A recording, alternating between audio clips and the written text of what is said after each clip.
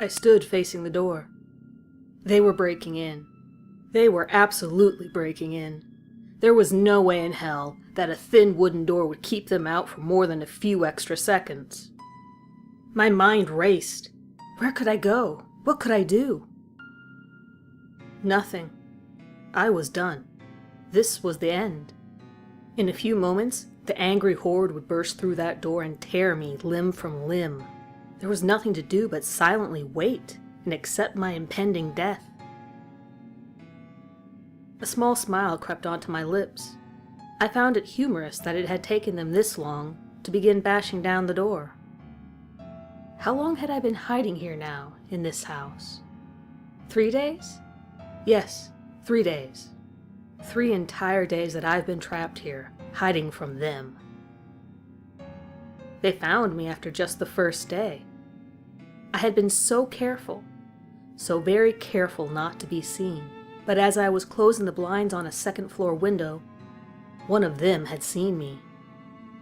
It cocked its head upward and stared at me from the sidewalk. For a long moment, neither of us moved. Neither of us made a sound. I began to slowly close the window blinds, desperately hoping that it had not noticed me, that it would forget what it had seen and leave me alone, and that's when it began screaming. It stood on the sidewalk outside and screamed at the top of its lungs. I finished closing the blinds as quickly as I could and raced downstairs. The thing outside continued to scream for what seemed like an eternity. Others would come now. They always did. For some reason, the screams of one of them always seemed to draw more, like moths to a light bulb. It was at this moment I realized that I was doomed. I always had been. The world was dominated by them. They were everywhere. I had no place in this world. Even if I hadn't been noticed after the first day, how long could I have lasted in here? There was a moderate amount of food in the house when I arrived, but I had eaten over half of the supply in these 3 days. I came to this house 3 days ago under the cover of night, in order to seek shelter from them. At that time, none of them were aware of my presence in this area, and I intended to keep it that way. I approached the house as quietly as I could. The front door would almost assuredly be locked, so I decided to go around back.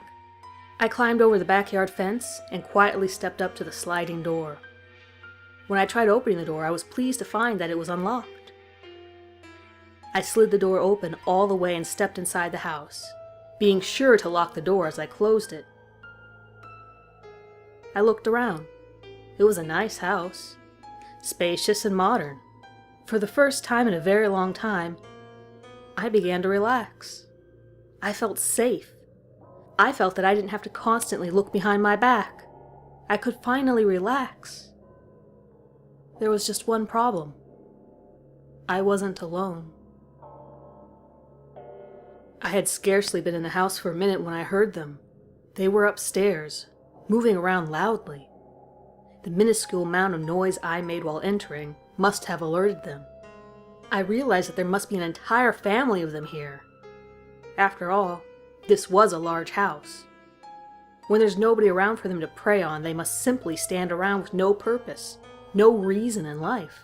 But now that I was here, they were awake. They were angry. They were coming. In total, there were 4 of them in the house. 2 adults and 2 children. And those bastards are fast. The adult male came at me quicker than I've ever seen one of them move. I barely managed to fight it off and kill it. I then turned to the female and 2 children. They had to go as well. They would not let me be. They would surely alert more of them to my presence, and I could not allow that. After I finished them off, I noticed that I had been injured during the fight. My arm was badly broken in 2 places. In addition, I had smacked my head against the corner of a table during the struggle, and was bleeding profusely from my temple. However, I had no time to worry about my injuries. I needed to fortify this house. I needed to keep myself safe from them. I gathered up all the food that was in the house and separated it into distinct piles. Different types of food were placed in different piles, and then those piles were grouped together into meals. I knew that it was important to pace my food intake in order to last as long as possible in my newfound shelter. It was on the morning of the next day that I was spotted as I was closing blinds on the second floor. The horrible screams of the thing that saw me quickly summoned more of them to my location. Soon, dozens of them were gathered outside the house, all bloodthirsty, all eager to see me dead. For 2 days, 2 long days, they stood outside, trapping me inside my own fort. I could hear them shrieking. The sounds they made were horrible and completely unintelligible.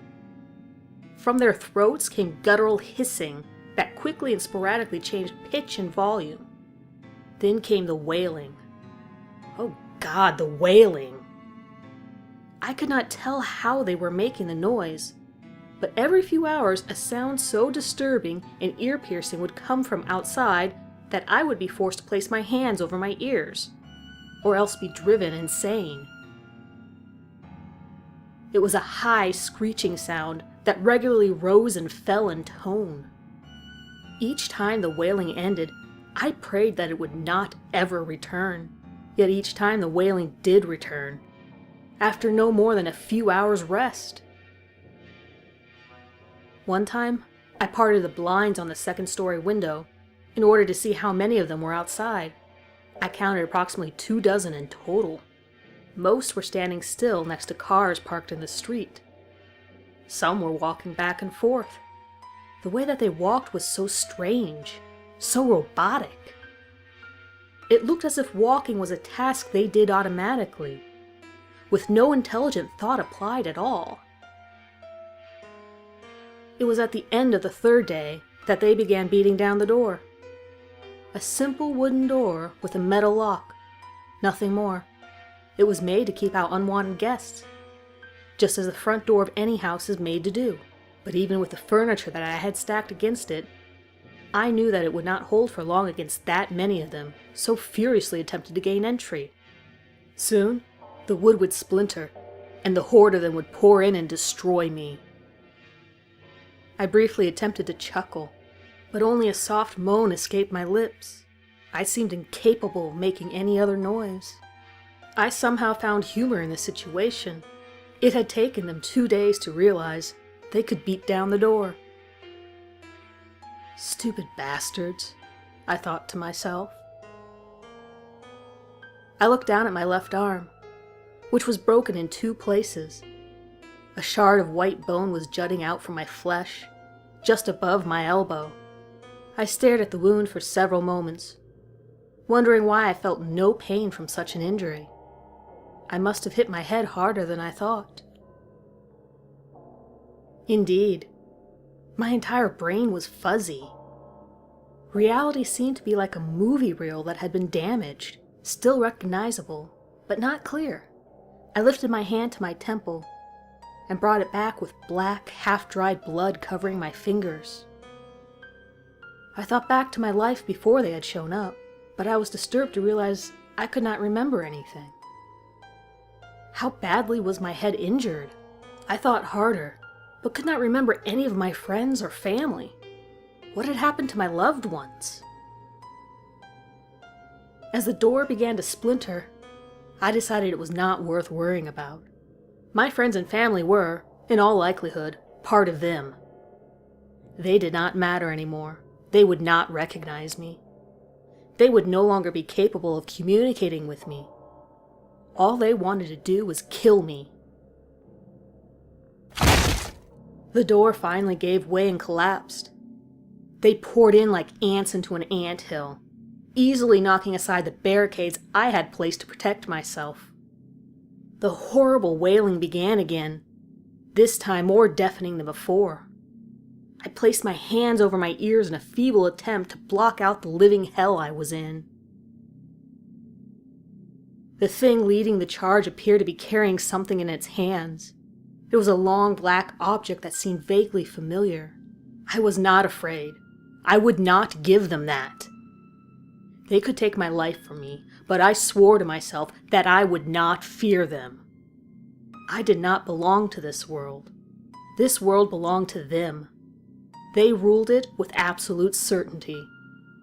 All I wanted was to be left alone, to exist in peace. But they would not allow that. They were determined to end me, and there was nothing I could do to stop them.